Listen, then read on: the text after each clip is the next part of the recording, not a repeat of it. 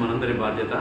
జీవ వైవిధ్యత ఎంత బాగా ఉంటే మానవ మనుగడ అంత బాగా ఉంటుంది. So nature conservation and biodiversity conservation భాగంగా ప్రతి ఒక్కరు ముందుకు రావాలి. ముఖ్యంగా బర్డ్స్లో మనకు స్పారో కన్జర్వేషన్. సో స్పారోస్ చాలా ఎక్స్టెంట్ అయిపోతున్నాయి. దాన్ని కన్జర్వ్ చేయడానికి ఈ చిన్న చిన్న ఇంటర్వెన్షన్స్ ఎలాగైతే ఈ ప్యాడీ ప్యానికల్స్లో మనం ఇలాగ వృత్తిలా కట్టి అక్కడక్కడ పెట్టడము, అలాగే దీంతో తోరణాలు కూడా కడితే ఇక్కడ స్పారోస్ వస్తాయి, బయోడైవర్సిటీ కన్జర్వ్ అవుతుంది, స్పారోస్ బతుకుతాయి.